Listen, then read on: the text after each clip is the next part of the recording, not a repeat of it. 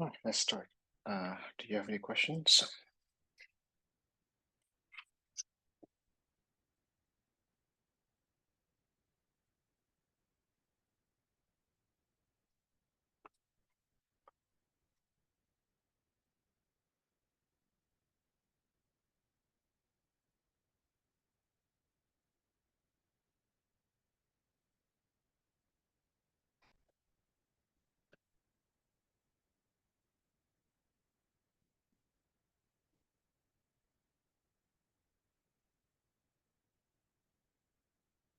Okay. So we were discussing.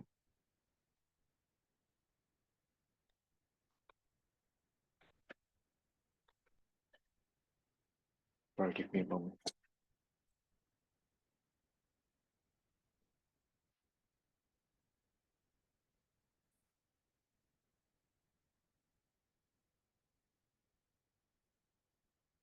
So we were discussing the Chapman-Kolmogorov equation.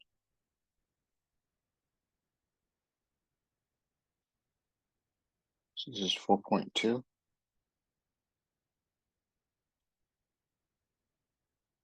Okay. Which basically says that probability, right, that you will be at some point, some state in the future, condition on you start out at state I, will be so let X be, right, a Markov chain with transition matrix P, right? P to T Ij, right? So let's kind of start with something very simple, which is that you should distinguish, right? Or just be careful. I've seen some homework solution that writes this. I mean, I don't know. Probably, right? You know what you're talking about, but this could read as the entry ij of the matrix P raised to T power, right? Which is not the same as the matrix P raised to T power, and then read off the ij entry, okay? Again, I mean, like, I don't know, in terms of writing, you don't care which one is which, but in terms of meaning, they're very different, okay? And the T, right? This probability is P to T power, and look at the ij entry, not this, okay? Second thing I want to mention is that, well, when you give answer to questions on the homework, I don't care, right? If, well, I mean, it's not even I don't care. Right? On the exam, P to T does not have to be computed, right? Because the reason is, I think some of you give the answer, right? You try to calculate P cube for some homework question, and that's basically not necessary, right? We're not here to learn how to write matrices or how to multiply matrices. So I'm not interested in, right, you guys knowing how to do that, and that's a waste of time, basically. But of course, right, the final answer must be correct in terms of the expression. So you have to, if you tell me clearly what P is, you state what P is clearly, like the entries of P, etc., right? Every entries. And then you say the final answer is something like pi P transpose, then it's fine, right? Pi zero. So state pi zero and P clearly, and then your final answer is pi zero P transpose, that's fine. Right, for example, I think one of the homework question, right? Question, let me see here. question 5, right?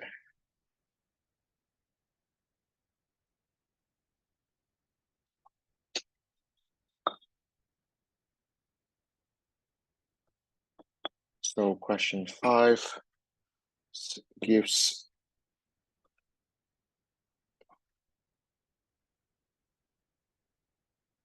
that probability x0 equal to 0 is equal to probability x0 equals to 1 equals to 1/4. And then there's a p, right, which is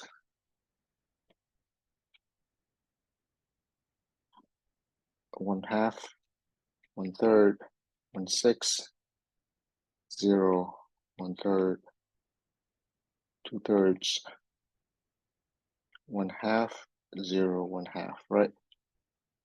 And then they ask you to find expectation of x sub 3, right? And so, well, basically then, clearly, right, this is going to be the sum, right? Because there are 3 states, right, of k from 0 to 2, right? And then k probability x3 equals to k, right?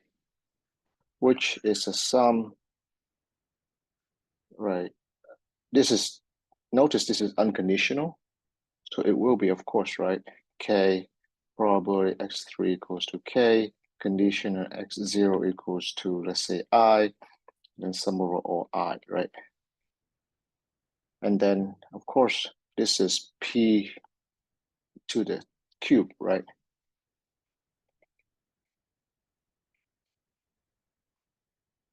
P cube I k, right?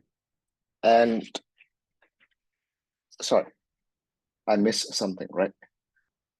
I missed something here. Times probability x0 equals to I, right? So, and then, so let's do that. K probability x0 equals to I, right? Like that. And then, but if we look at this, right, is I, and then the I and the row entry, P cube, right? And then K at the column entry. So it's really pi P cube times 0, 1, 2, like that, where pi is 1/4, 1/4, 1/2, right? That's it. And I mean, even this answer is fine, right? I mean, this is preferred because it's the matrix notation, but even this answer is fine, and no one needs to tell me what P cube is because that's basically irrelevant, okay? But so again, I mean, well, so this hopefully demonstrates, right, that principle. Now, of course, the Chapman-Kolmogorov, right, goes further, and it basically allows you to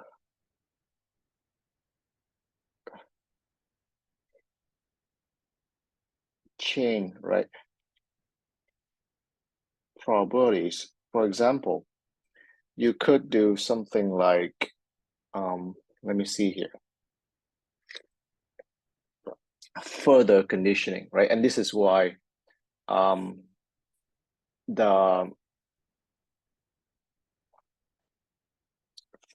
so the formula, right? Probability of E condition F is probability E condition FG times P of G given F plus probability E given F G complement times, right? This is the law of total probability, but conditional version. So this one is very useful when you have to, let's say, reinvent a formula that maybe you're not so sure about. For example, right, if you look at probability, let's say x sub t plus s, right, equals to j condition x0 equals to I. So basically t plus s, because you kind of want to further condition on x of t. Does that make sense? So for example, t plus s equals to 10. So you're looking at something like 10 step out. You're at some state, but then now you want a condition like x6, right? So you want to insert a middle step. That's kind of what you're trying to do. You try to insert a middle step. So let's say that you want to further condition on x of t, right? Then you want to multiply back the conditional probability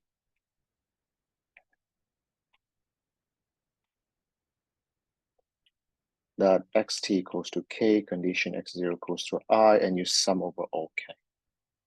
Okay, like that. And so, but then, right, by Markov property, you can ignore x0 equals to I. And so this is really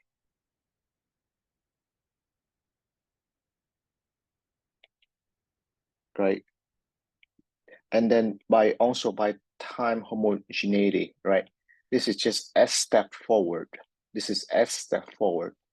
So this is really p to the s, right? Kj, sum over k. So I think that should be after, right? P to the s kj, and then here, right? Well, this is t steps forward. So p to the t, right? Ik. Of course, you know this, right? Before, but you see, so basically it says, right, to move from I to j in t plus s steps, you can move from I to k for some k, right? This is all k in the state space, right? S is the state space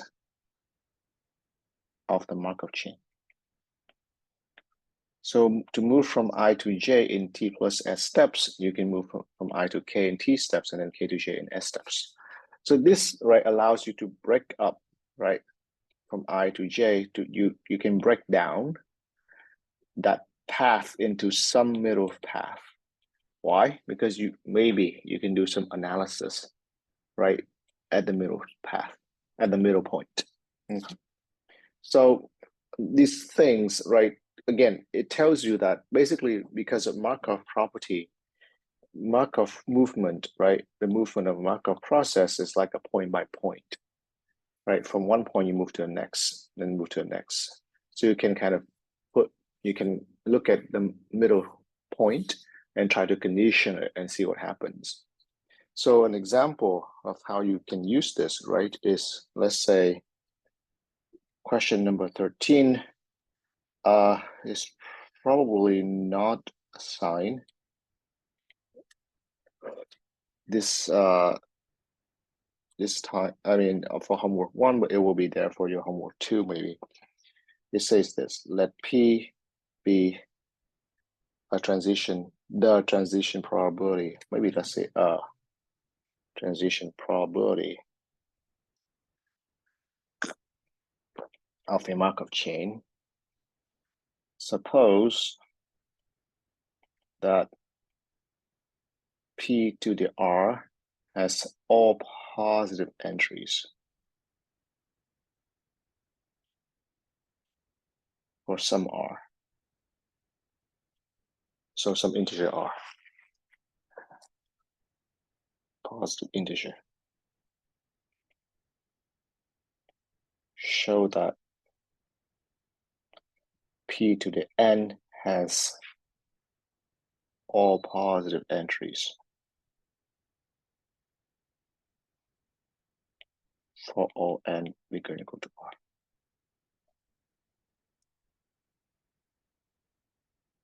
Okay, so this is question number 13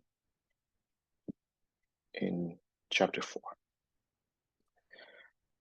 So first of all, right, I don't know. What's the point of this question? Why do we have the condition that the matrix has all positive entries?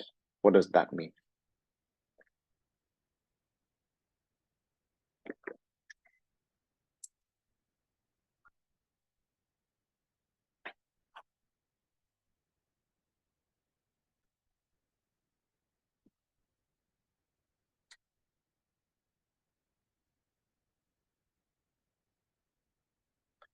So the first thing to note, right, is that a transition matrix, Pij, by definition, right, must have non-negative entries because they're all probabilities. By the way, right, this kind of results Chapman-Kolmogorov tells us, right, that P to the N or P to R or P to T, whatever they are also transition matrix, right? Transition probability matrix. Transition probability matrix. So we just call them transition matrix. Okay. So meaning that, right, that they're all non-negative. So the difference, of course, is that some entries can be zero, right? For a transition matrix. So we know then that we know that it's not only non-negative, but it's positive. And you just read off what that says, right? I mean, again, this is the meaning. It doesn't necessarily mean how you solve the problem. But basically, the probability, right, that you move from I to J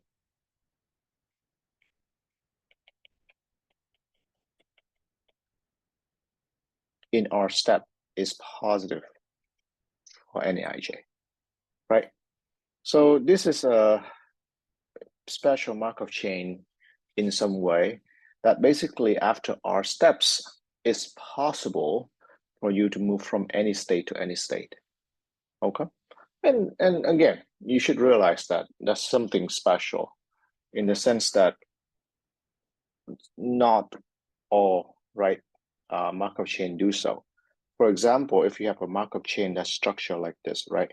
1/2, 1/2, 1/2, 1/2, and then 1/2, 1/2, 1/2, 1/2, right? 0, 0. So this is a 4-stage Markov chain, right? Basically, this is connected to something we'll talk about later on. This is about communication class of a Markov chain. Here, these two states communicate together. These two states communicate together and they don't, right? Each of these class, they don't communicate. So once you're in this state, you're in this state, right? So it doesn't matter what power you raise this matrix to, you will never be able to, right, move from here to there. Does that make sense? So, yeah, so in the language that we'll be discussing after we're done with all these things, this is saying that after our steps, right, the Markov chain, all states communicate with each other. But then it says then, right, if that's the case, then any step after that, all states will communicate. Why? And first of all, is that an obvious thing, or is that something we need to prove?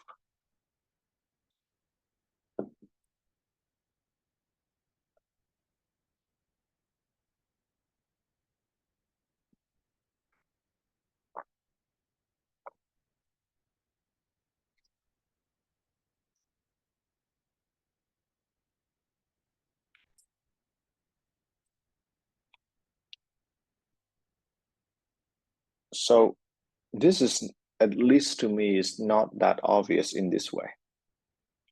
If you can go from I to J in R steps with a positive chance, positive probability, then for any multiple of R, right, is obvious if N is a multiple of R. Why?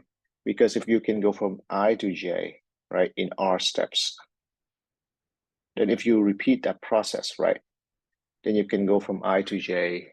You know what?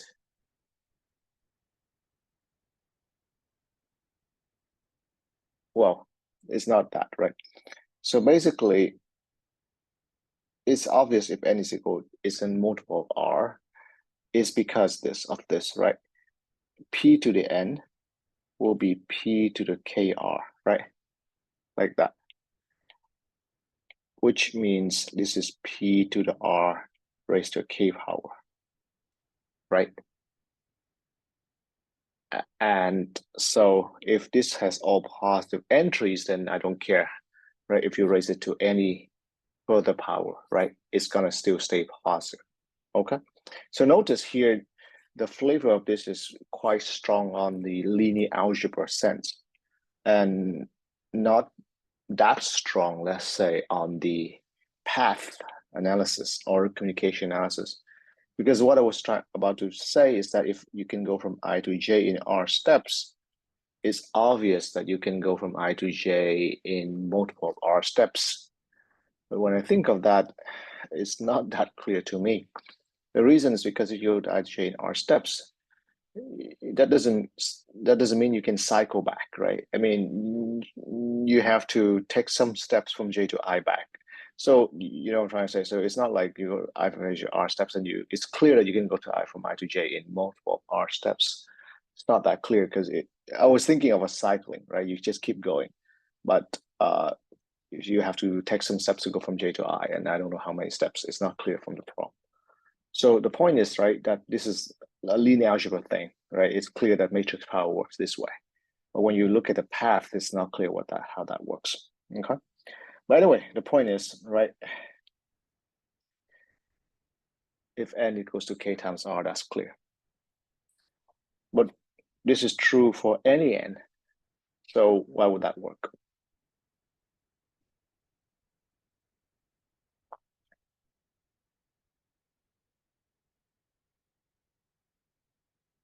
So here, right, you look at p to the n as p to the r, of course, because, you know, we have to use that somehow, right? And then multiply with p to the n minus r, right? And of course, right, when n equals to r, there's nothing to prove, right? Because it has all positive entries. So here you can safely assume that n minus r is positive, right? It's an integer, positive integer. So here, basically, that's this thing right here, where you do a midpoint analysis, right? To go from I to j in n steps. Basically, you have to go from I to j in r steps, or I to k in r step, and then go from k to j, right? That's what we're saying. And so if you look at this carefully, right? So if you want to look at p to n ij entries, right? So this is you sum over k of you go from I to, let's say, from I to k, and then from k to j, right? Like that, okay? Now, what do we know? We know that p to r is positive, right? That's the hypothesis. So can we show then that this sum is also positive?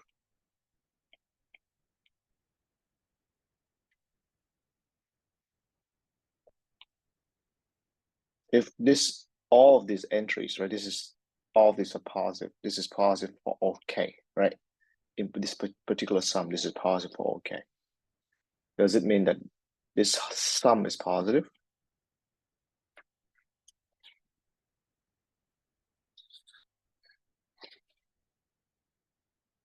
Well, the answer is yes. And notice that I structure the product, right? Very particularly like this. So it's n minus r on the left and r on the right. Unlike this, right? So notice that with matrix multiplication, you can put, you know, this first or this first, right? Doesn't matter how you put it. But in the proof here, it's kind of relevant that you put n minus r first. Why? Because here, right, it's kind of basically row times column, right? Row times column. And what do we know about a row of a transition matrix?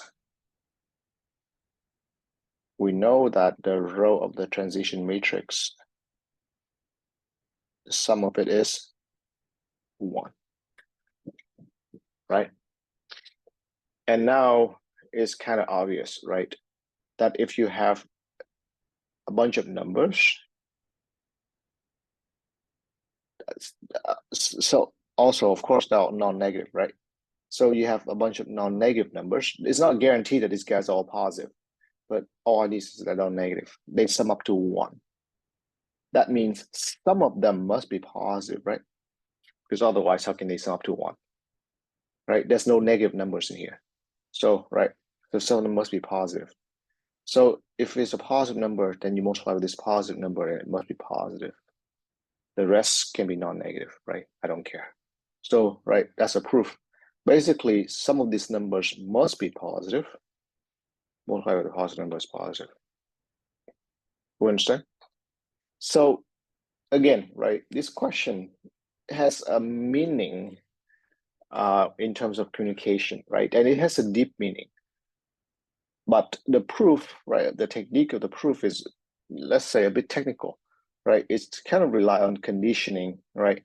You kind of break the N step, right, into a R step because that's what you know about, and N minus R steps, and do the analysis there, right? It's very kind of linear algebra-ish. But, you know, that's sort of like what Chapman-Kolmogorov allows you to do. Any question?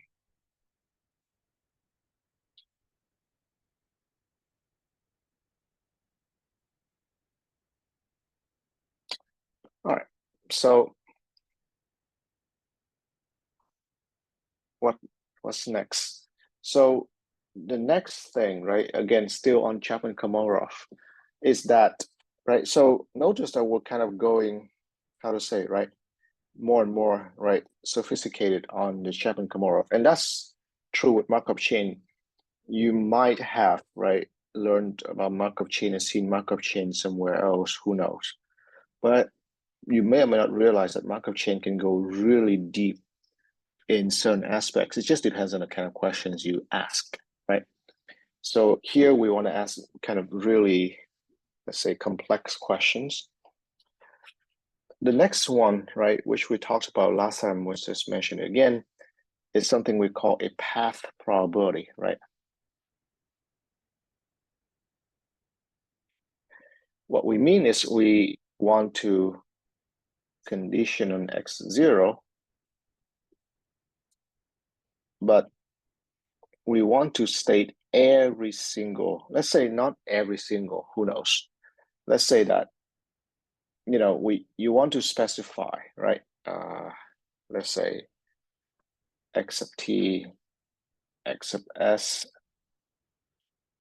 x sub r, condition x0 equals to I0 for r less than s less than t. And I'm just doing like 3 points, but the principle can generalize to how many points you want, right? So basically what it says here is, you know, this is one state, this is another state, this is another state, this is another state, let's say, right? I mean, I'm just doing a spatial picture. So at time 0, you're here. So this is a graph of, right, time versus space, right, which is really just what we do all the time, right? So I should have put 0 here, right? So this is where you are at time 0, where you start, right? And then the time r, you move to that state, time s, you move to that state, time t, you move to that state, right? Of course, this is just a visualization to show you this is like a possible path that the Markov chain can take, right? It's a discrete graph, okay? But each of these paths is a random path because, right, next time you start a Markov chain, even at the same starting point, it may move with a different path, right? So what's the probability of this path, right? That's why it's called a path probability. And the answer is pretty simple, right? Using the, you know, the chain of conditioning that we talked about last time. We won't rewrite the argument. You look it up yourself, but it's something like this, right? You will go from I0 to I sub r in r steps, right?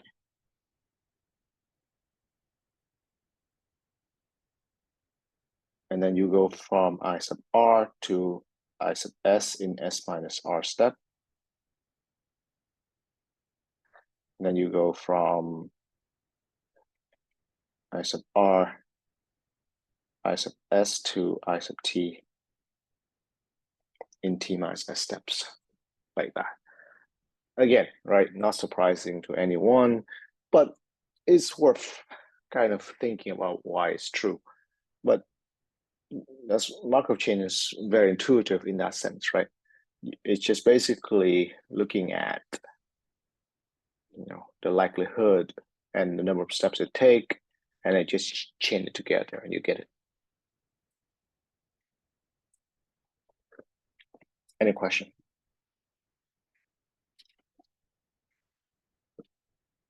So now what we, let's say, right, what we, and this is not sophisticated, right? What we want to look at is something even more sophisticated than this. And let's probably connect it back to the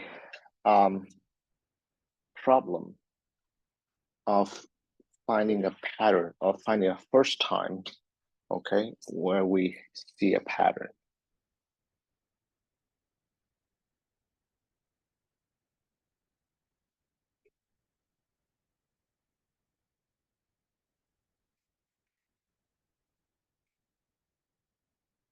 Of a Markov chain, right? And this is question number 9, right? It says that a coin comes up head with probability 0.6. What's the probability that you see a run of 3 consecutive heads within the first 10 flips?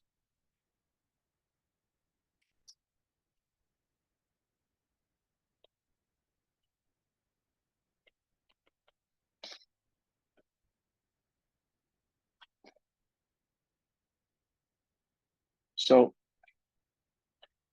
note, right, this kind of question, again, is among the type of question that we worked with, right, in chapter 3.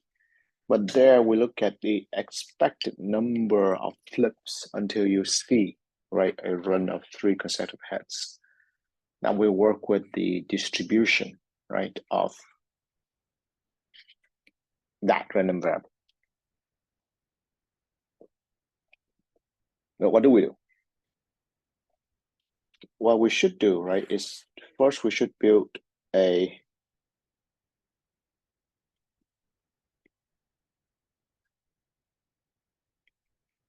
Markov chain, right, to model the pattern, right, or to track the pattern.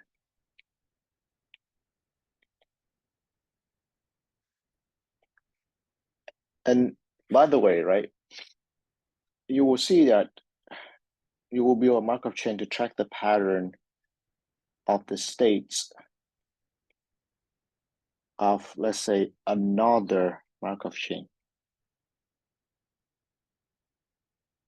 That's actually usually the case, right? So for example, right, this is head, head, head that you're tracking. So we talked about, right, what that is,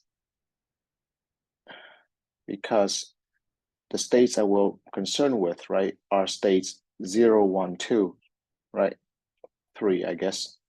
0, 1, 2, 3, right?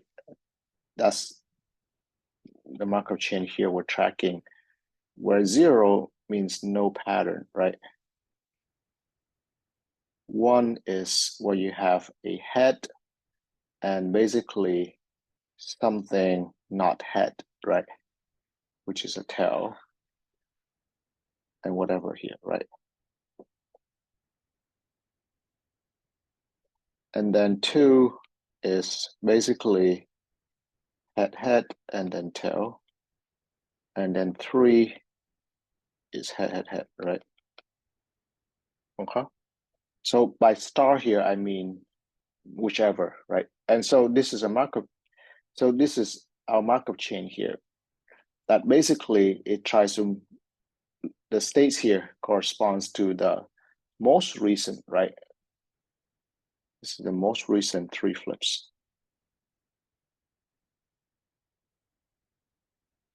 Okay. And star here means whatever state you want, right? Head or tail is fine here, right? Because whatever head or tail here, basically it means you have 1 head running, right? And then 2 heads and then 3 heads, correct?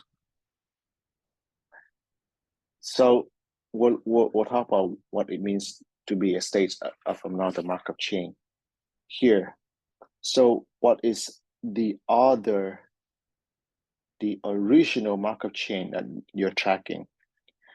The original Markov chain here, which is not mentioned, is the Markov chain of the coin flip. All right, meaning that you have a coin flip, so you have a Markov chain of 2 states, 0 and 1, where is what 0.6, 0.4, 0.4, 0.6, right? So what we're saying is that even when you have a IID sequence of random variables, that's actually the simplest Markov chain. It's a Markov chain where the transition probability is the same for every row. Because actually, right, the next state doesn't really depend on the previous state, right? The next step doesn't depend on the previous step. But still, right, that counts because that means that the dependence doesn't stretch back to the past. It doesn't even depend on the present, right? So ID random variables, another name for it, right? I mean, not true, but not precise, but it's sometimes referred to as white noise. White noise is more special. It has to have mean 0, and sometimes people require to be normal random variables. But basically, white noise, some circle, you can call it white noise. It just basically means there's no pattern, there's no dependence, right? So, but what we're saying here is that you try to track the pattern of this Markov chain where it's the first time that you see the sequence 111, right? So basically, it's a bunch of sequence 10, right? And then what's the first time you see the sequence 111, right? And so here, if you want, yeah, right. So we do it like this. So to specify the head or tail, well, of course, right, you can call it like, where you see head, you can replace it with 1. Where you see tail, you can replace with 0, right? That's the. Are we clear on this? Any questions so far?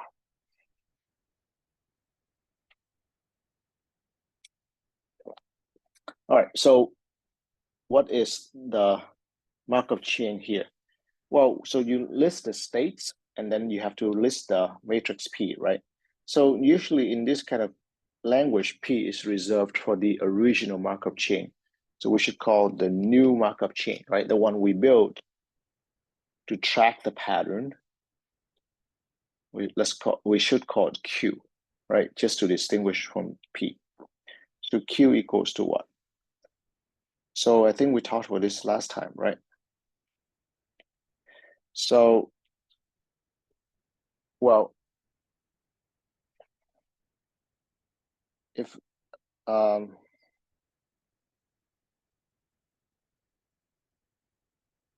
so sorry. So what actually is no pattern here, right? No pattern here must means hell, and then right, whatever, right?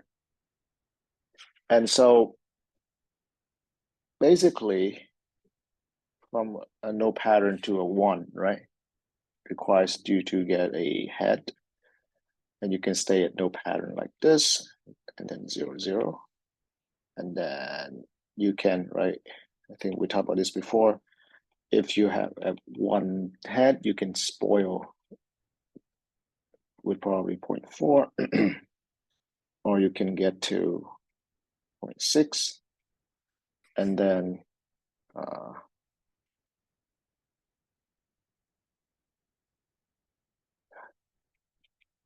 and then 3 we make absorbing, right? Like that. Okay, so that's the matrix Q. Now, of course, Q will be more complex, as we deal with, let's say, a more complex Markov chain.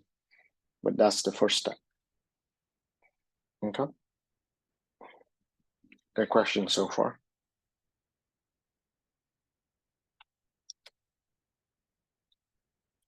The second, right, of course, is to write down, right?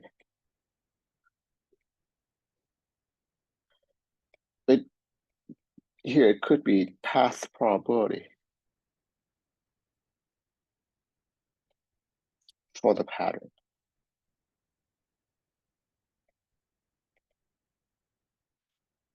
Well, why path probability? Because, right, what are we looking here is when you want to see, right? So as far as we're concerned, then that's why we build a new Markov chain. As far as we're concerned, the 3 consecutive heads here will be the probability that the new chain is in state 3, right, after so many reps. But you also want to be careful because there's some sort of time change when you move from here to here, right? Like this. I think, I'm not so sure.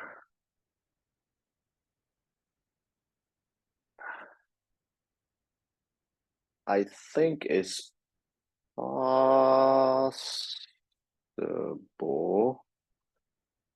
to consider starting the new chain at time 0 where you are, but right, so I think it's possible to start the new chain, which is this chain right here, at time 0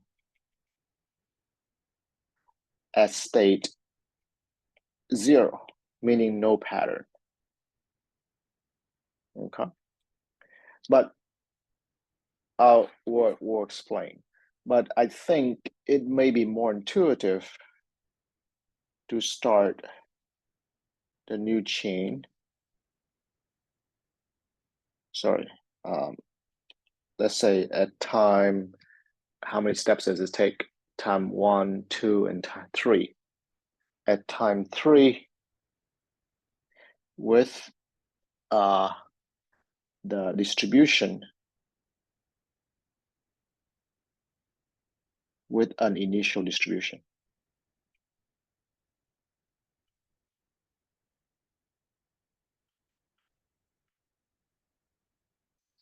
So what do we mean by this, right? So basically, because, right, the pattern is about the most recent 3 flips, you let this run for 3 times to see what happens, right? For example, the initial distribution here, right, for the new chain will be what? You'll be at state 3 with probability 0.6Q.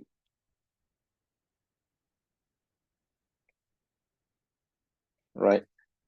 After 3 steps. You will be at state 2 with probability 0.6 squared times 0.4. You'll be at state 1 with probability 0.6 times 0.4.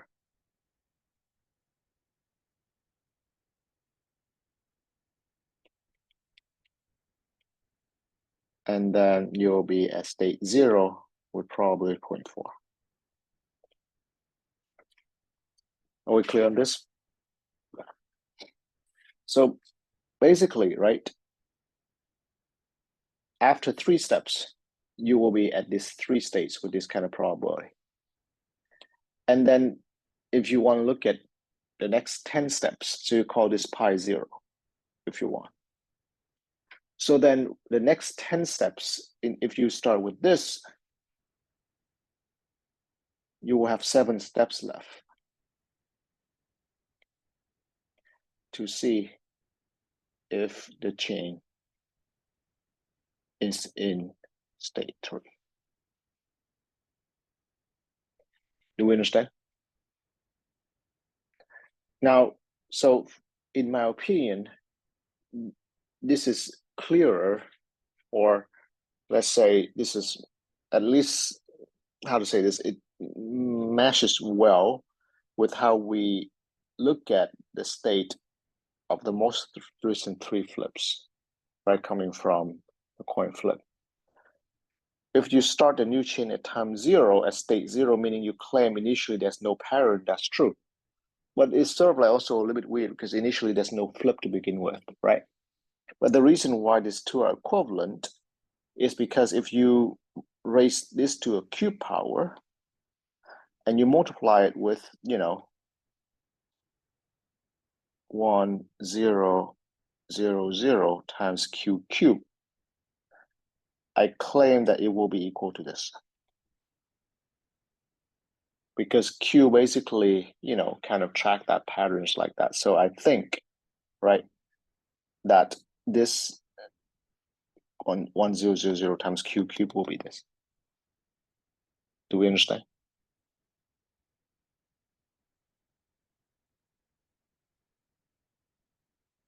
All right. So you have to decide, right, how you start the chain. But once you start the chain, right, once you decide to start a chain, then it's not enough, right, to stay there, right? What's the question then? The question is to write down the probability, right? And I want to say it's a path probability because it says that you are ever, right, in terms of the new model, the probability you are ever in state 3 within the first 10 flips. And 10 here refers to, let's say, A, right? A point of view. 7 if you start with the point of view of B, right? So it's really the question of probability of xt, right? X refer to this chain. The probability xt is in state 3, or say equal to state 3 for some t between 0 and 10.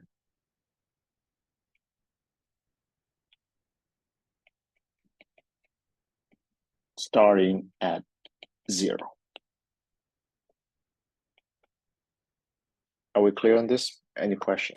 And that's why it's called a path probability, because it refers to, right, all possible action from time 0 to time 10. Now, what would this be in terms of Q?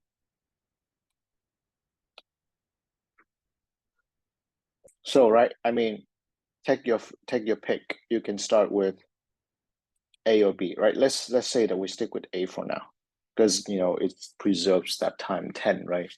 It doesn't require us to take away 3 steps to go back to 7, right? But what would this be?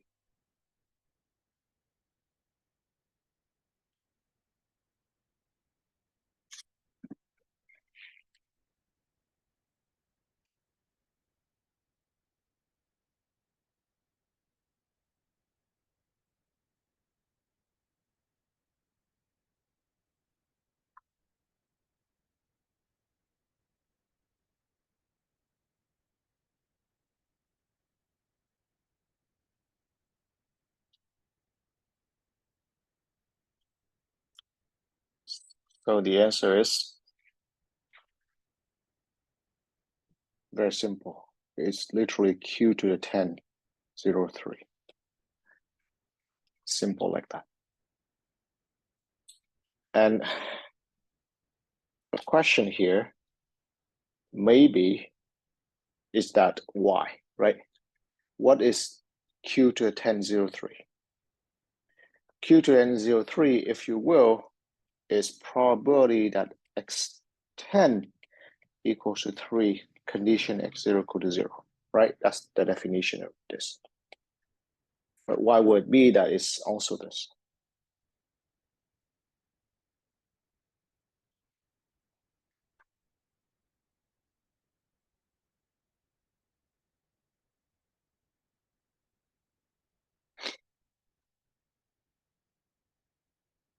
The answer is because 3 is absorbing, right?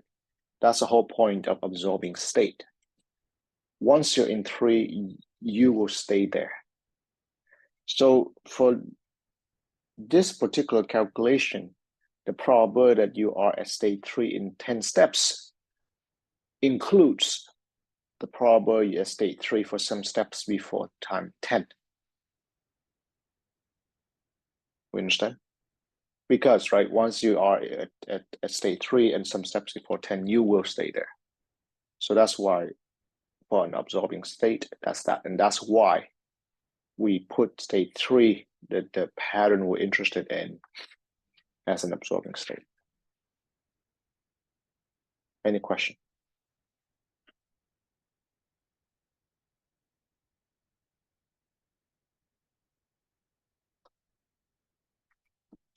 Okay, so now let's do some modification, but that's basically the answer to this question. All right, but let's do some modification. What if we do, so this is within, right, the first 10 flips. What if we say the probability of a run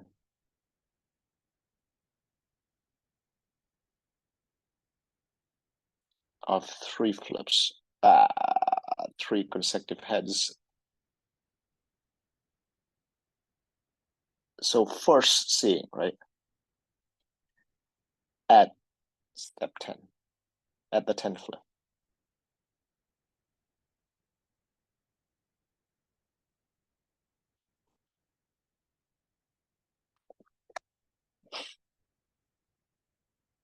Do you see a difference here? Do you understand what the difference is?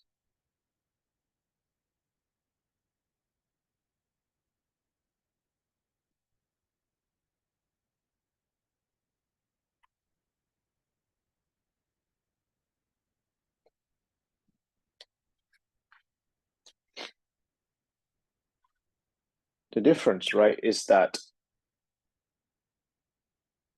you don't want this scenario to happen. Or, I mean, not that you don't want, you want to be more precise, right? This means that you are at 3, you could be at 3 before time 10, but you don't want that. You want exactly at time 10 that you are at state 3. So in terms of the path, right, again, it's a path probability. It's probably xt equals to 3, sorry, x10 equals to 3. But xt is not equal to 3 for t less than 10.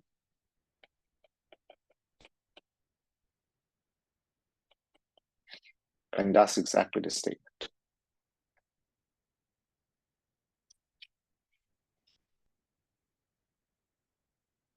Okay. And what would that be? How do we calculate it?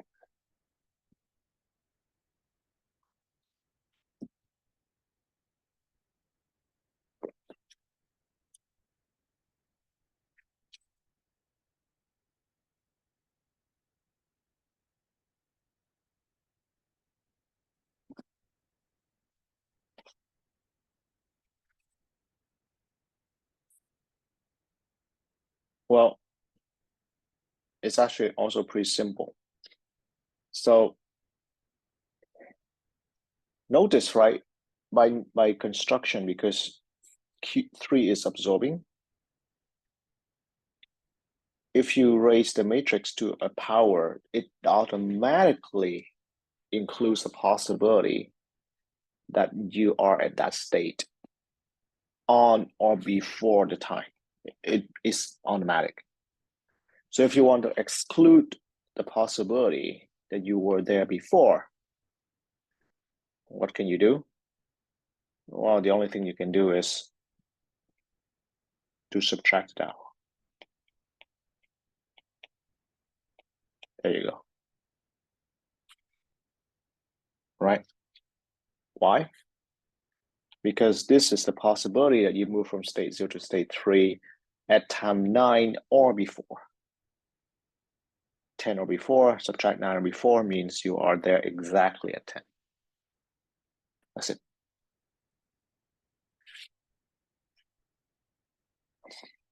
Any question?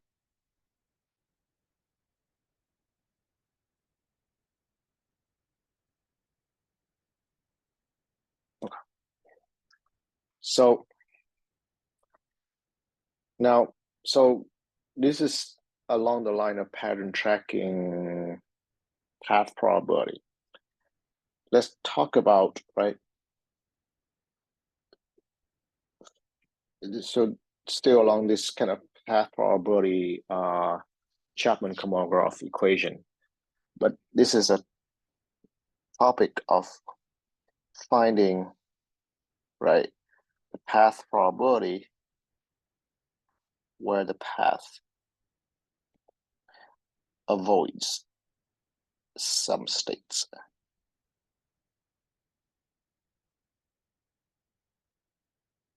Okay.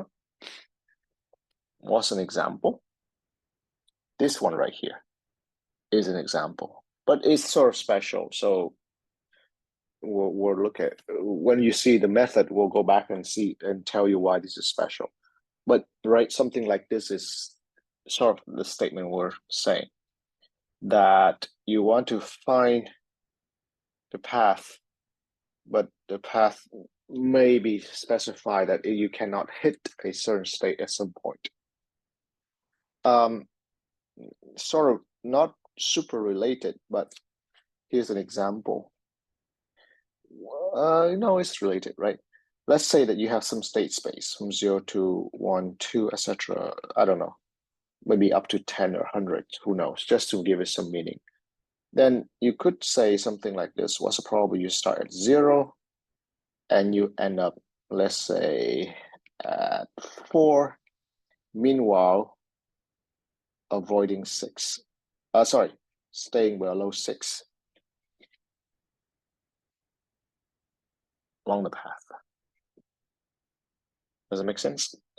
So you start at 0, you end up at 4,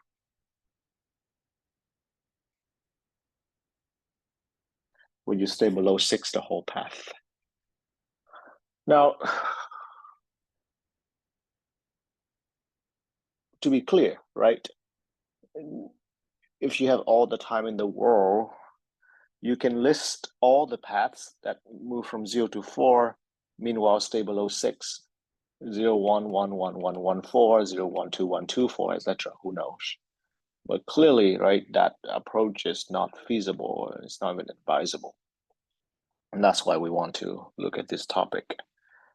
And the part where it's not that related is that this kind of question does show up in, I don't know, in finance, for example, where you want to look at certain kind of financial product, but it stipulates that, like, the stock, for example, has to stay below a certain level, right, during the duration.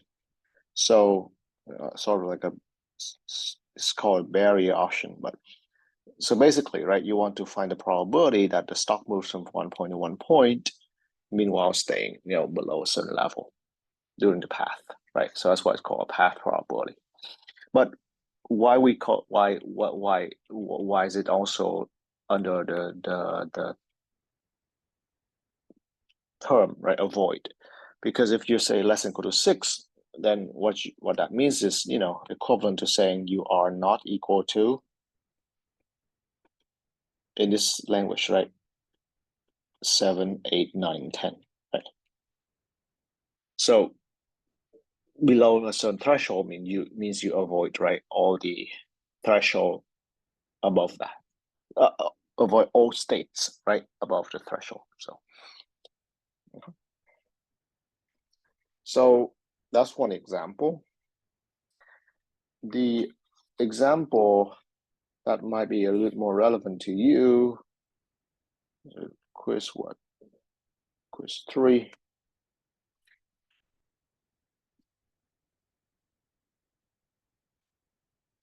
Is the question number 10, which says that I think it's the first example we wrote down when we look at Markov chain.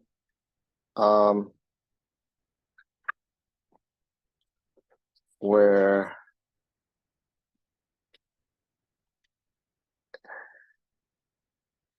you have a person called Gary. He can be in states 0, 1, or 2 with the following transition matrix.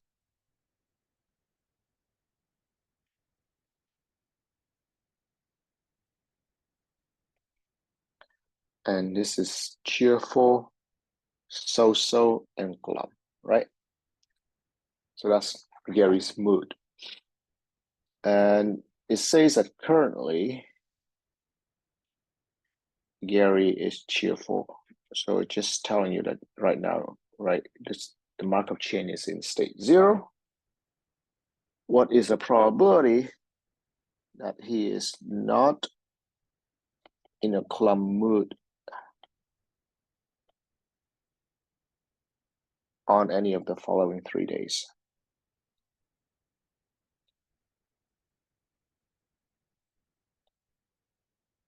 All right, that's the question. Now, if you translate this to probability, right? Stochastic probability language. That's stochastic Markov chain language, right? So if you call it XT.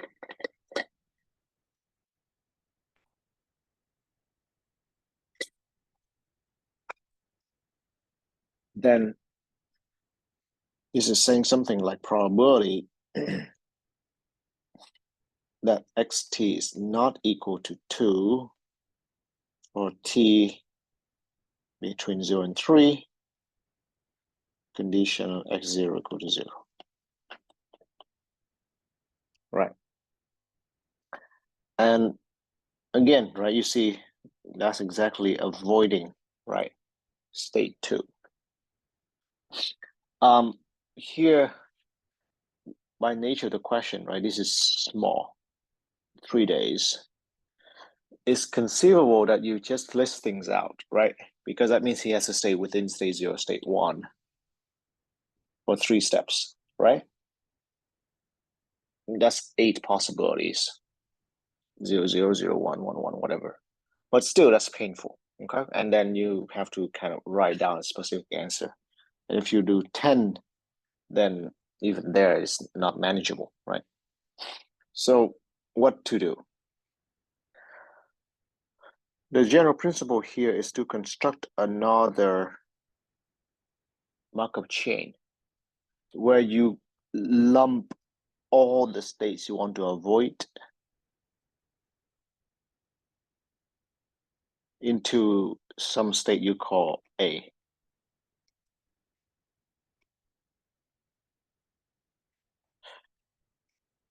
Let me just call it special because, the technique here might be more general than just talking about states you want to avoid. But you just kind of lump all the states of interest together and you call that, and you make that absorbing. Okay. So basically, the keyword here is to use absorbing state technique. So how to do that? For example, with this one, here you only avoid state 2, so the only thing to do here is make state 2 absorbing. And if you make state 2 absorbing, what change? Well, not much, right? The transition matrix still stays the same.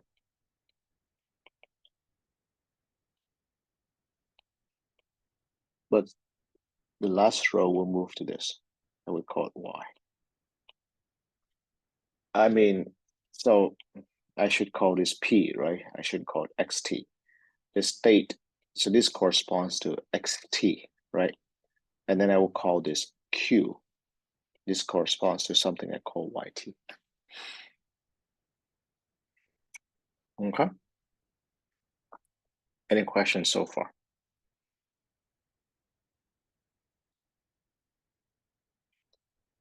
And then, right, the question then will be rewritten in terms of YT, knowing that, right, whatever I'm looking at is absorbing. So it's simple, right? To move from 0 to 2,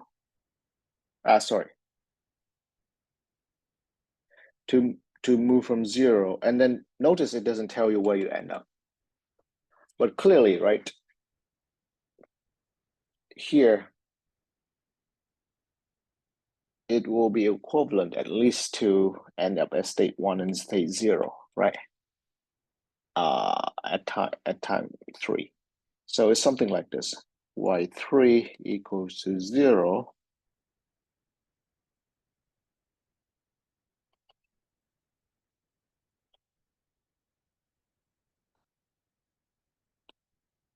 Like that. You see why?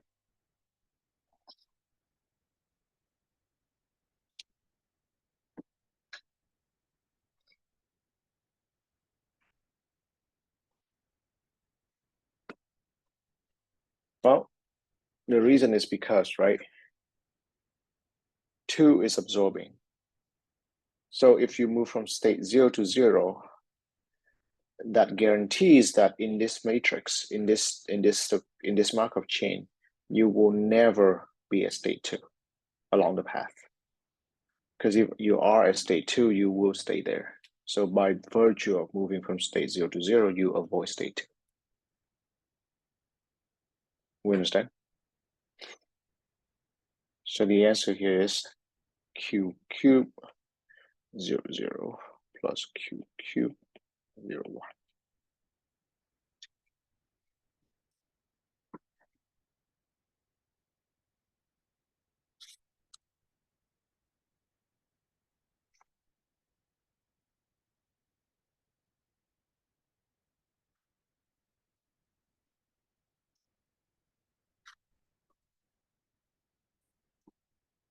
Any question?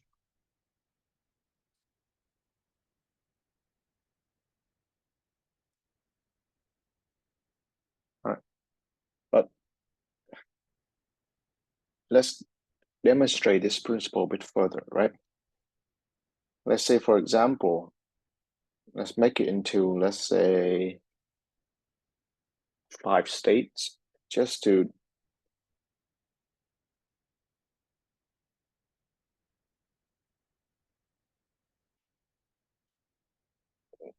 show, right? And I'm just making up numbers here. It's not super important. 0.1, 0.2, 0.3, 0.4, 0. 0.2, 0.2, 0.2, 0.2, 0.2, 0.3, 0.3, 0.4, 0.5, 0.5, 0, 0, 0.4, 0.3, 0.1, 0, 0. Again, doesn't matter, just numbers, okay?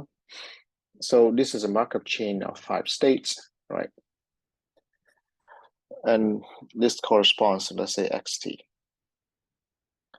Let's say I want to find a probability that I move, let's say I start at state 2. Let's say I move to state 5. And all these times I stay away from state 1 and state 3. How can I do so?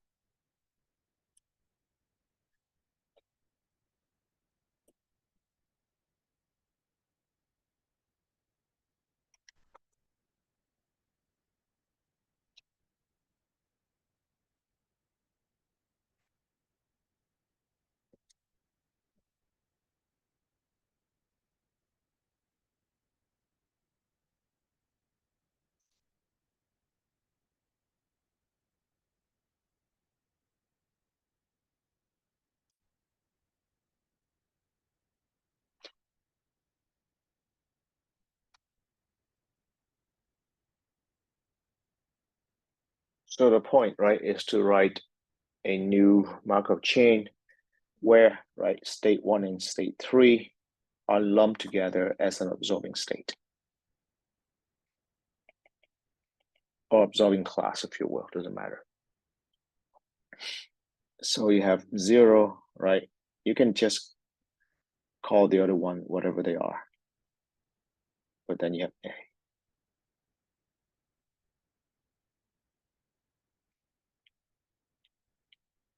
Okay. What are the transition probabilities? They are whatever they are. For example, this is still 0.1, 0.3, 0. And then, of course, this is 0.6. You see, 0.6 is the sum here, right? And then 2 go to 0, 0.3, 2 goes to 2, 0.2, 2 goes to 4.2. This is 0.3. Wait, hold on. 2 goes to 0.3, 0.3. Sorry.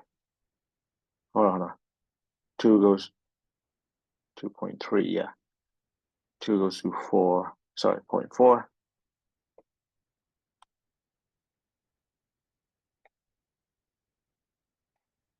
So this is 0 here.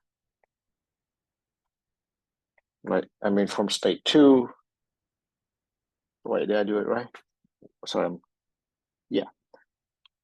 By definition, right? State 2 does not go to this 2 states. 4 goes to 0.4. 4 goes to 2, 0. 4 goes to 4, 0. So this is 0.6. Oh, you know what? Sorry, right? I wrote this wrong, right? So let's just make it into 0.3, 0.3. Okay. And then A will be absorbing, so.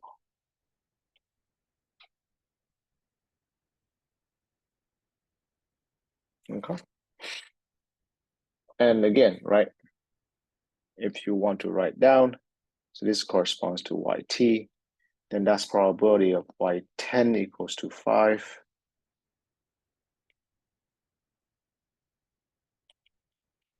Condition Y0 equals to 2. What's the reason? The reason is because, you know, A is absorbing, right, for Y. So to move from 0 to, sorry,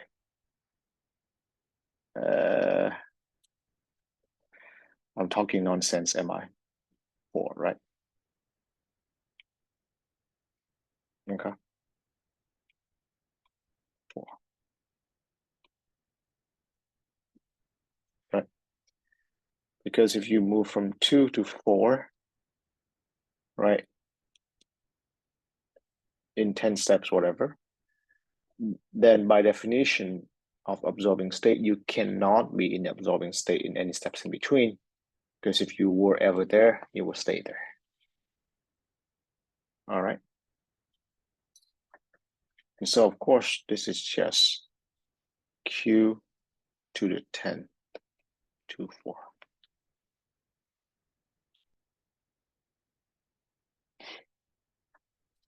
Any question?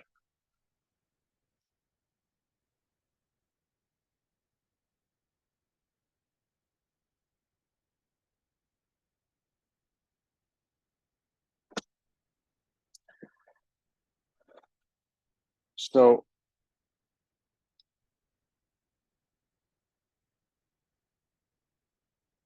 now let's just kind of now move to some abstract statements, right? Because so first of all, you must know, right, how to write Q based on P, right? Is that clear? Once you group some states together as absorbing, you see how to write Q from P. Any question on that front?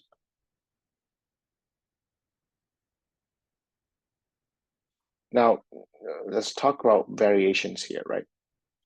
So this question in the abstract can be something like this, right? Probability xt equals to j, xt not in A for all t, condition x0 goes to I, right? So here ij is not in the absorbing state, absorbing class, right? You move from 2 to 4, and then the states you want to avoid is 1 and 3. So this is q to the t ij.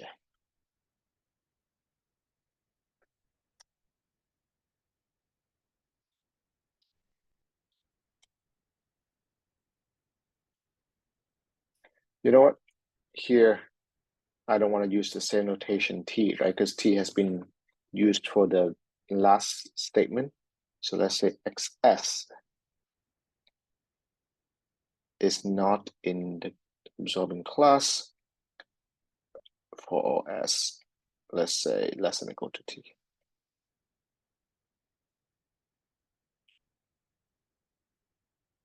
Okay. But here's a question. What if I just want this? So this is quiz 4. Here are variations of the statement. What if I just want xs not in A for all s less than or equal to t? And here I is not in A.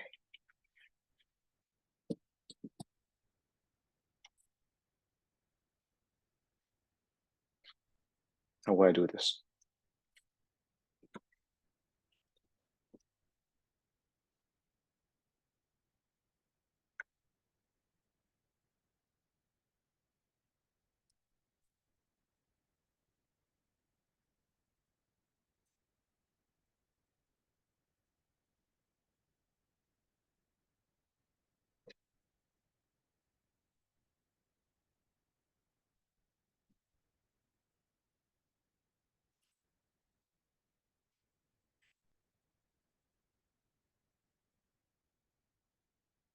So here, right, you still do the same thing, meaning you still make A the absorbing class, but the last state, right, is not specified.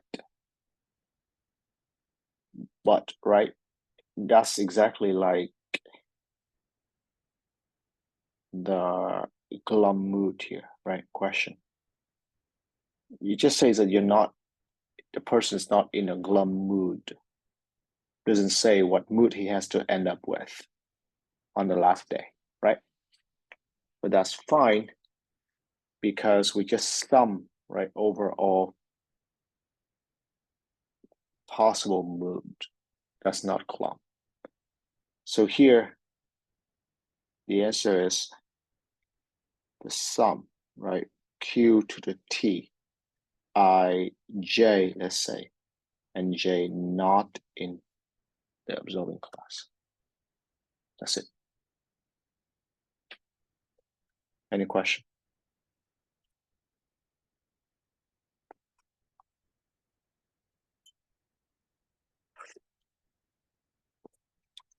So now let's move to yet another one. What if you do want something like this? Xt equals to J, xs not in A for all s less than T. So notice it's less than T. But the twist here is that you start not in the class, but you want to end up in the class.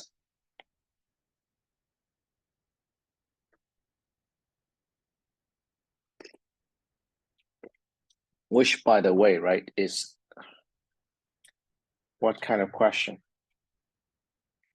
This is like that pattern tracking question, right, that I asked, where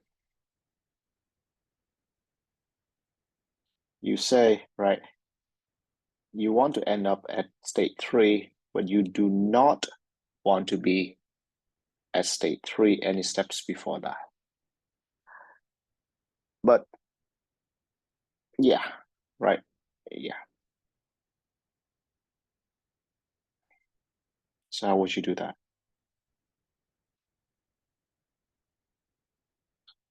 But here, right, there's something different. The difference, right, is that in this problem, right, the pattern tracking problem, 3 itself is the whole absorbing class.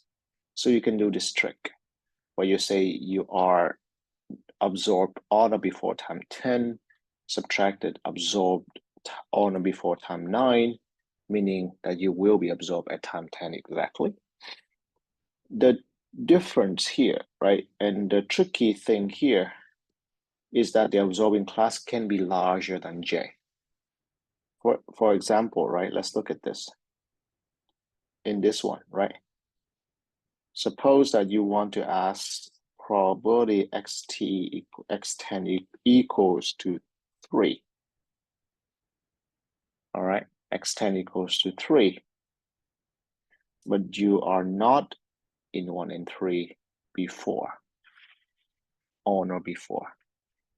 Does that make sense? Sorry, let's say OT less than 10 now, right?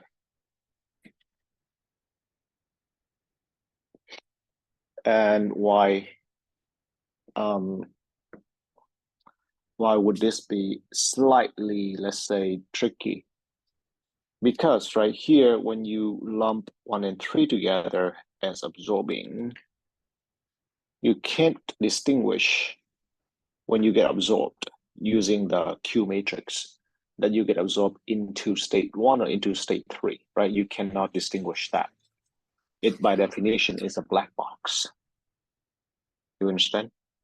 So the trick of subtracting like this doesn't work in general. So what can we do here?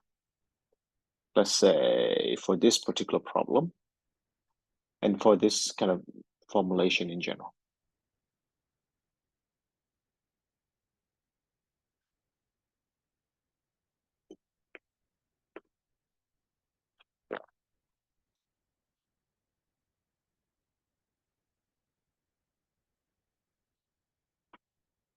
So the key, right, is something textbook, I think, even call it, right? It's called the last step analysis.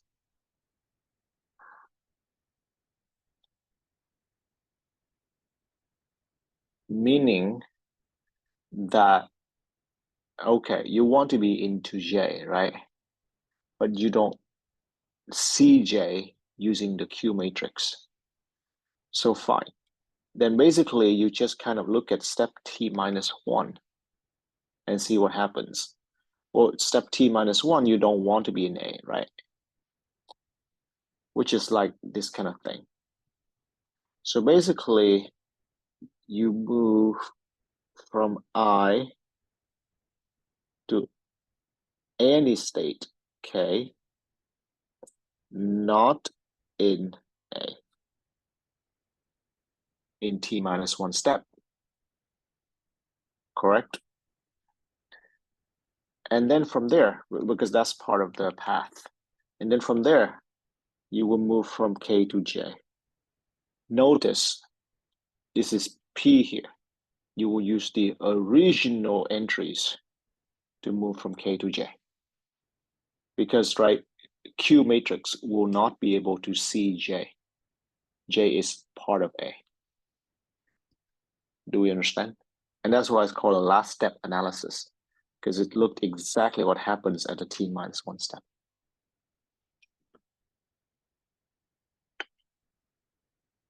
What's, for example, right here, what will we do? So here, what it means is you should move from 2 to any state, not 1 and 3 on step 9, and then move from that state to 3 at step 10. So this means this is sum, right? Q to the 9, 2K, K not 1 and 3, and then P, K, 3. That's step 10, right? And if you want to be specific, K here will be 0, 2, and 4. So you move from 2 to 0, 2, and 4, not being absorbed. That's what Q will do for you, right? In 9 steps. And then move from that to state 3 at step 10, which is one of the absorbing step class, one of the absorbing states. Any question here?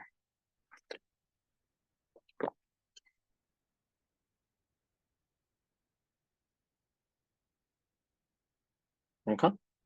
So that's the last step analysis. Well, guess what? There's something equivalent called the first step analysis, right? Let's just say if we want this, but we switch the story. Now I is in A and J not in A.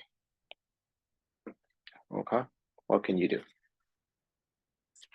So here you kind of start out with whatever that is in the black box. And you want to move from there to J. Okay. The problem, of course, right, is that you cannot use a Q matrix. Because a Q matrix, by definition, you start there, you end there. Okay. So in this example is something like you start, let's say, at 1. And let's say you want to move to 4. So you start at one of the, let's say, forbidden states. But that's the only time, right? After that, you just keep avoiding them until you move to state 4. So here, probably you want to state something like for all t positive, right? Because you are there as times 0. So what can we do?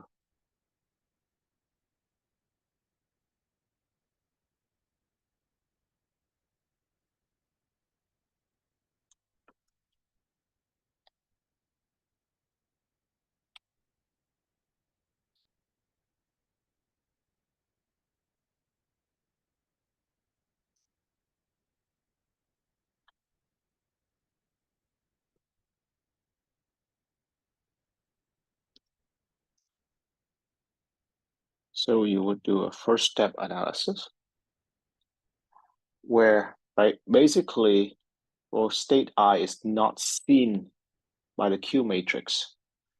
So you would move from I to any state not in A in one step. So this is your first step.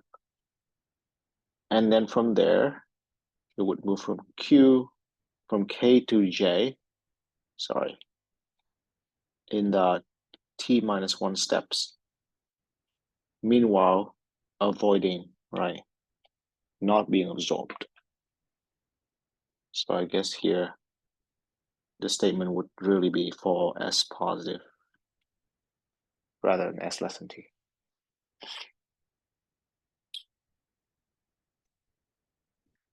Any question?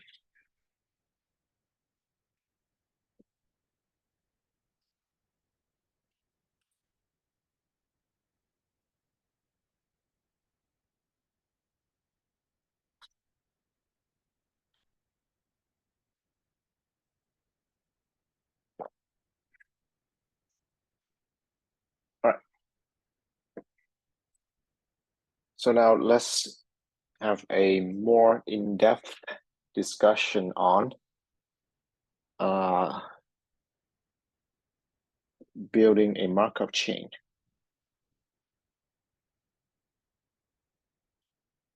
To track a pattern. Okay, which is what we talked about, right, at the beginning of today's lecture with tracking head, right? But there it's kind of simple in the sense that, like I said, the one that you start tracking, right, from is a IID sequence of coin flips. So it's more like a white noise, right? White noise with only two states, head and tails.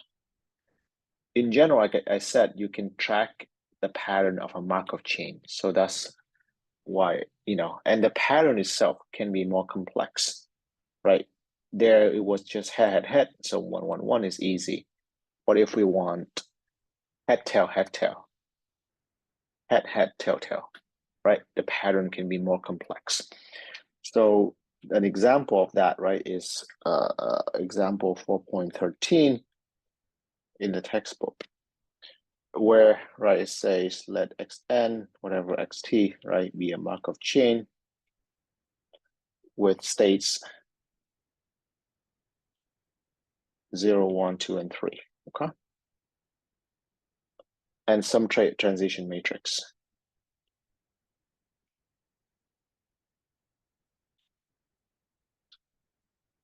P. And you want to build, right, a Markov chain. So hold on. So now here's a formal definition. They say let n or tau, whatever, be the number of transition or number of steps, right? Until the pattern 1, 2, 1, 2 appears. Okay. So in terms of, right, what we're interested here, that's what I'm talking about. The pattern is more complex. It's a right? Of course, it's sub-selection of the states. But where we sample from, where we're tracking, is also more complex because it's no longer an IID sequence. It's a Markov chain with probability P, with transition matrix P. But what I'm also trying to say here is that here is a definition of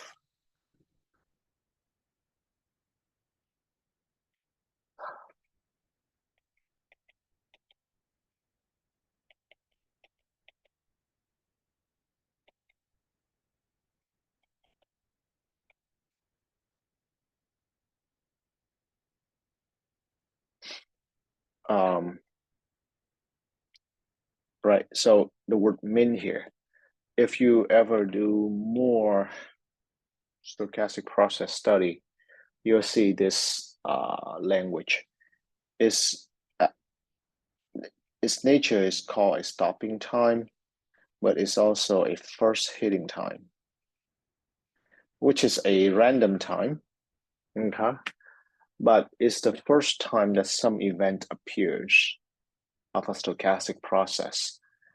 Then usually the first time that, let's say, your Markov chain enters state 2, first time that, whatever, right? Your Markov chain tracks the pattern 1, 2, 1, 2, right?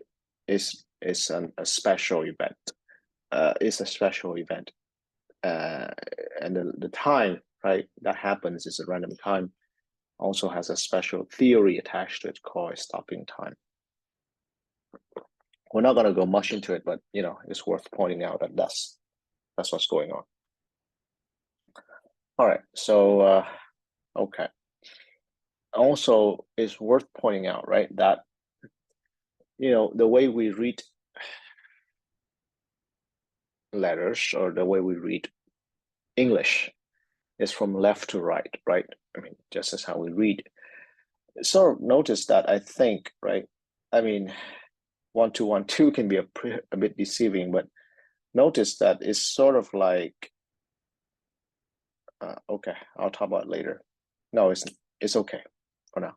But I want to point out that there's some sort of like backward nature of thing, right?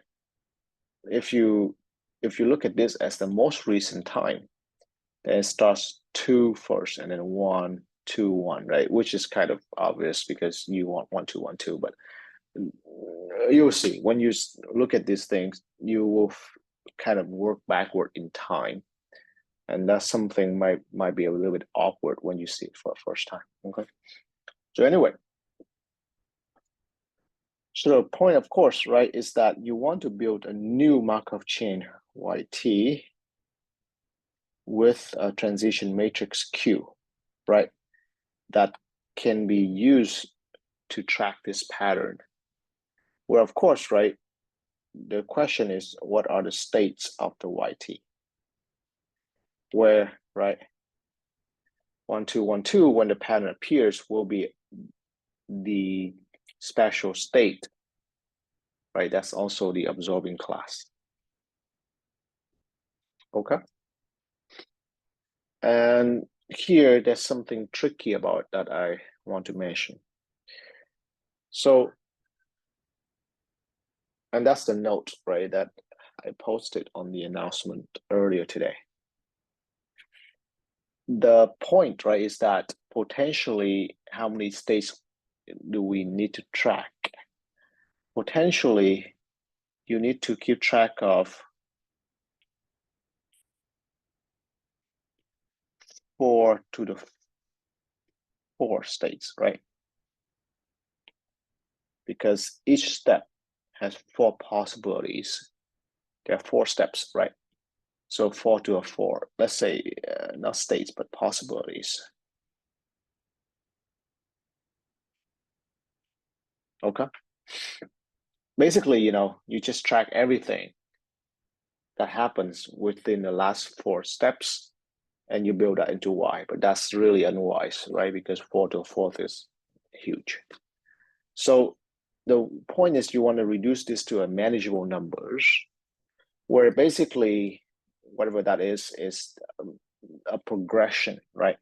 For example, maybe in your mind, or roughly speaking, 0, let's say, mark a no pattern. 1 means, right, we start with the, let's say, the first thing here, right? Meaning 1 star star star. 2 is 1 2 star star. 3 star 1 2 1. 4 is the absorbing state 1 2 1 2. Yes, do we understand? But unfortunately, this is wrong. I mean, not wrong. It's not correct. It's not precise. We need more states than this.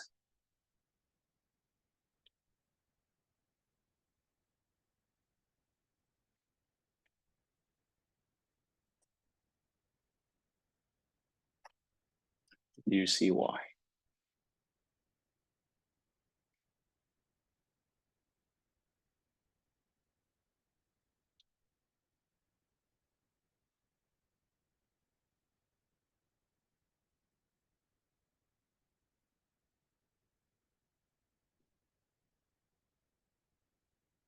So if you build a Markov chain with these 5 states, you will be incorrect.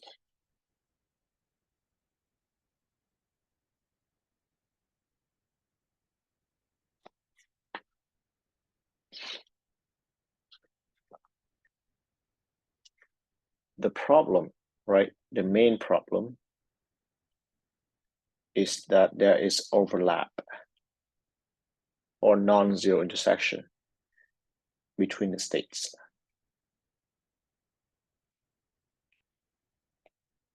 Okay. So first of all, let's talk about the notation. When you say star, star, star, that means anything goes, right? Meaning 0, 1, 2, and 3 can go in here. Okay? Because that's what it is. Right. So here it just means that you have a 1, right? And whatever that's behind it. But notice, right, that's wrong because that means 1 and 3 have overlap, right? In other words, if you just describe 1 like this, and possibly in your mind, you distinguish 1 and 3 already. But when you write down, you do not, right? Because clearly here, 1, right, includes 3. Does that make sense? 1 means a leading one, but then what if you have further progression already? You need to distinguish these two. Having just the first progression in a pattern and having 3, right? And that has to do with, again, right, this pattern being repeating and etc., etc. Are we clear on this? So the first thing you should do is to make this clearer or state this precisely. And the way to precisely state this, you could say something like this. You can read the textbook for a different way to write it, but that's what I would prefer to write. And what I mean is what 1-2 complement means these two previous states cannot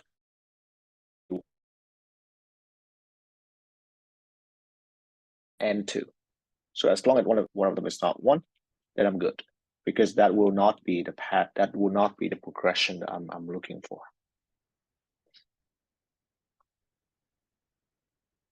Okay, so far?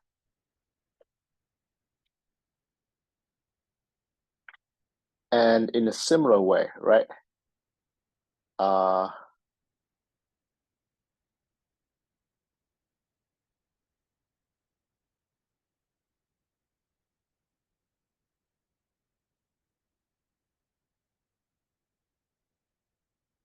Sorry, give me a moment.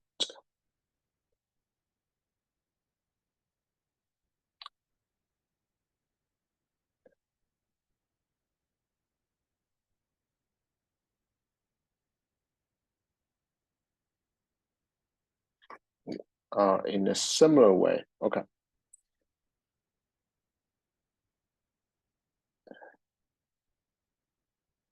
I'm trying to say.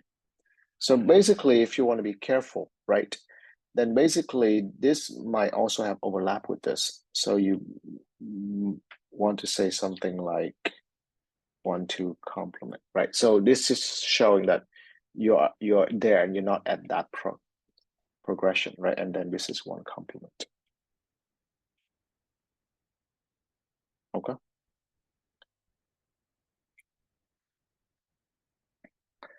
But wait, hold on.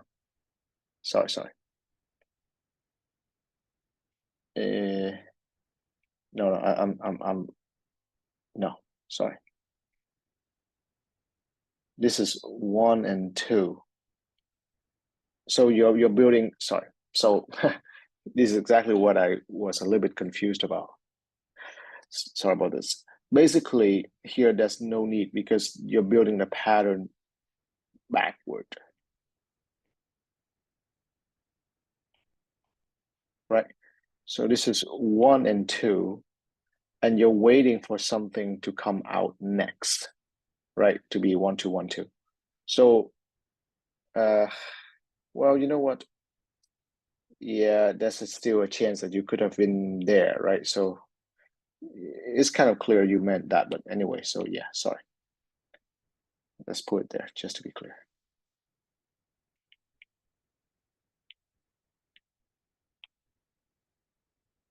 Like that, right? But what I'm claiming, right? What I'm trying to say here is this is still not enough. We need more states. Why?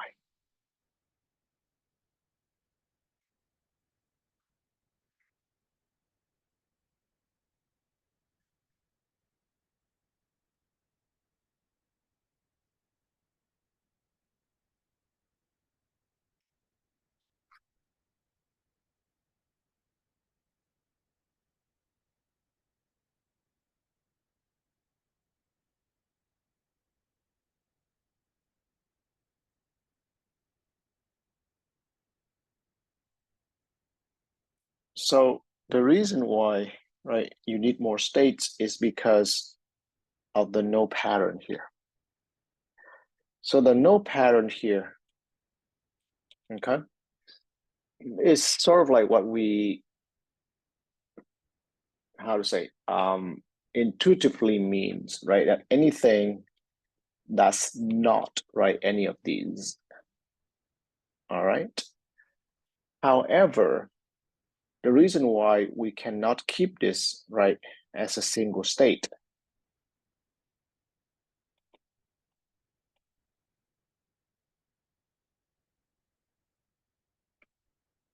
comes from the fact that what we're tracking a pattern of is a Markov chain. All right. So, and not a IID sequence. So let's give a concrete example. What do we mean by no pattern? So no pattern, for example, would be, right, in terms of the sequence we're tracking 1, 2, 1, 2, right? So if we have something like a 3, right, and anything before that, that counts as a no pattern, right? Because a 3 is not a pattern 1, 2, 1, 2. Okay. Or if you have something like a 0, right, that's no pattern. Is that okay? And let's say you want to express the movement from state 3 to state, so from a no pattern, right, to the first step in the pattern, which is this. You understand? So from a first step of no pattern into the first movement. Oh, by the way, right, something that might be confusing here is that the 0, 1, 2, 3, 4 here, these are for the state Y, and these are for the state X. So don't confuse them, right?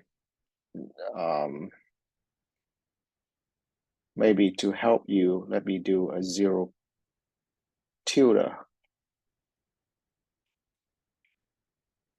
So these are the state of Y's, not the state of X. Right? State of X would have no tilde, right? So what I'm trying to say is, right, lumping all no pattern into a 0 tilde state is not correct, or it's not possible. Why? Because if you want to move from like a no pattern, right, that starts at state 3, right, of X into a first pattern. So, right, would be, so this is like in your thinking is 0 tilde, right? Moving to 1 tilde, which is star 1, 2, complement 1. Well, that literally is P31, right? Moving from state 3 to state 1. Correct?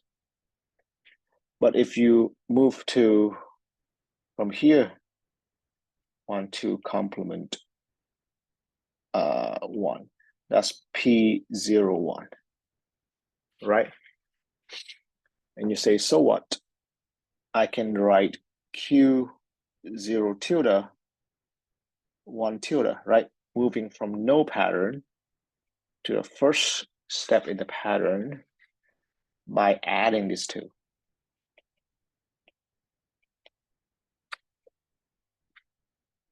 You understand? Is this correct?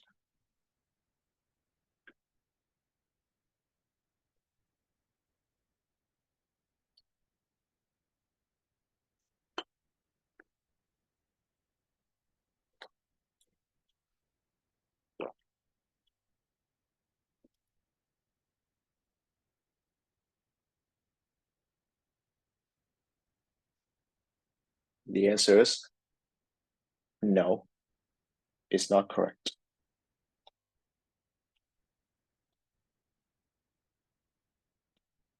What's the reason? The reason, right, is because P31 here is probability that, let's say, x1 equals to 1,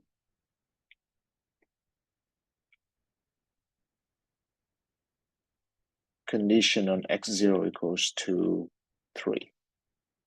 right? And then x1 equals to 1, condition x0 equals to 0. These are different starting states. You can't add them like this. This is not the same universe. You could add P of x1 equals to 3, condition x0 equals to 0, plus, sorry, x0 equals to 1, plus P of x1 equals to 0, condition x0 equals to 1. You can do that. That will be literally equal to P of x1 equals to 3 or 0, condition x0 equals to 1. You can add that. If it's the same initial state, you can add that. That's the same universe. You cannot add different starting points into a same probability. So in other words, this won't make sense. You can't lump all the no pattern states into a single state of Y.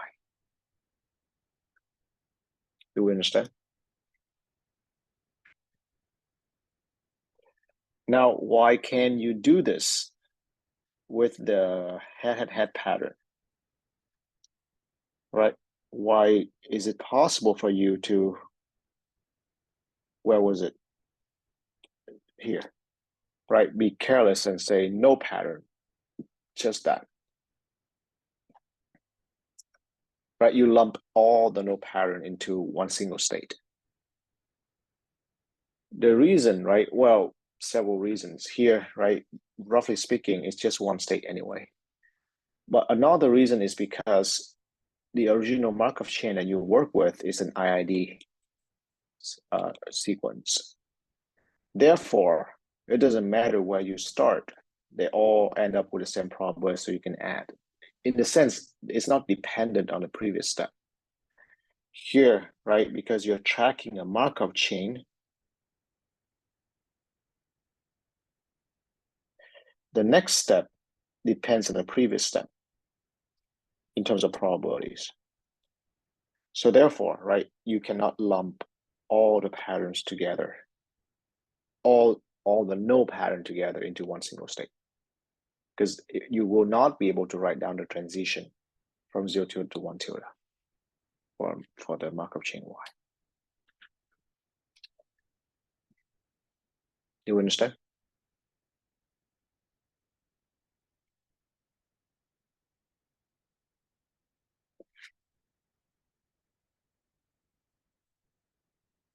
Any question? So how many states do we have? So for YT, right, YT will have 1 tilde, which is the first step, 2 tilde, which is 1, 2, and then nothing here. 1, 2, 1, nothing here. And then 1, 2, 1, 2, right? But then you will have something like 5 tilde, which is 3 and nothing. Sorry, let's make it 0, right? 6 tilde, which is, well, guess what? 2 would be a good no pattern, as long as it's not a 1 here.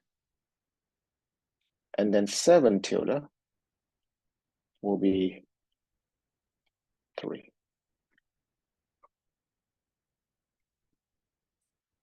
Any question?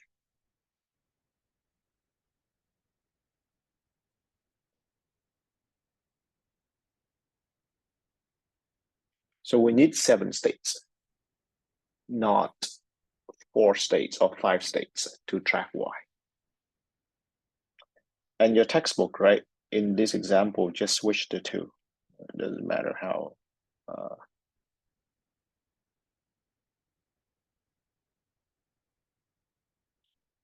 Okay.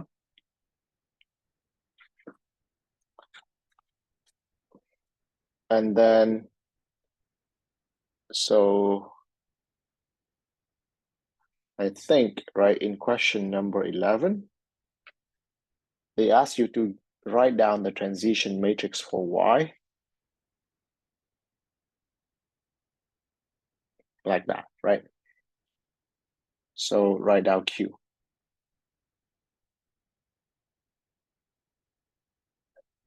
So let's kind of show maybe a few entries, right? And then we'll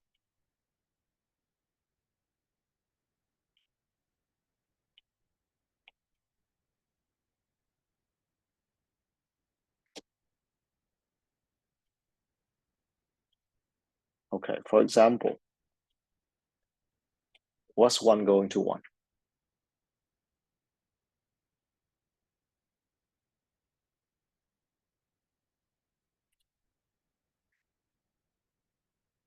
1 going to 1 is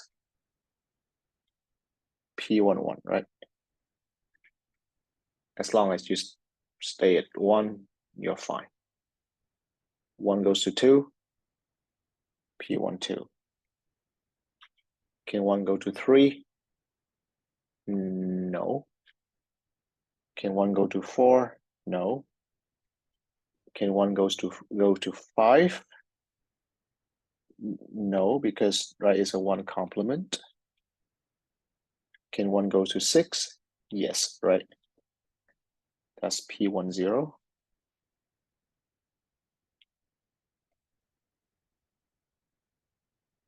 There's something wrong here, right? We'll address. P10, this P1. Oh no, it's fine. Nothing wrong, actually. Do you understand? And how do I know, for example, that I'm correct here, at least for the first row?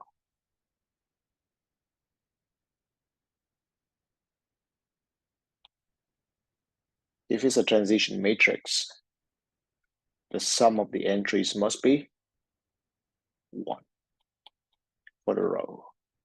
And that's correct, right? Because these are the sum of the entries of the first row of P.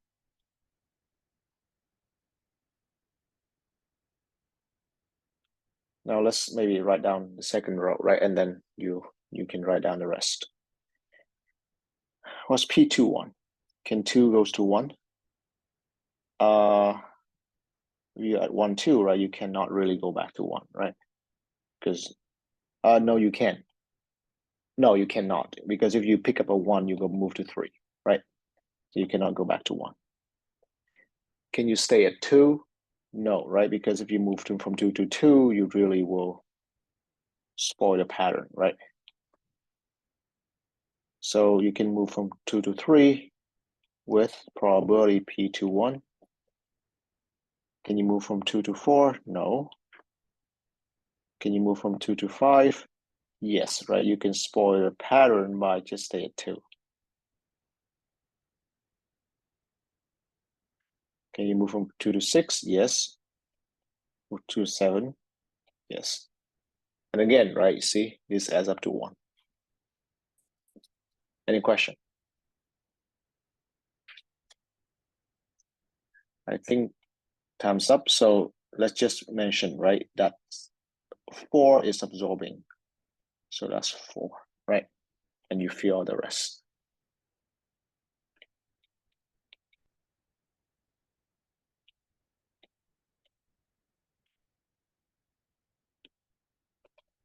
Any question?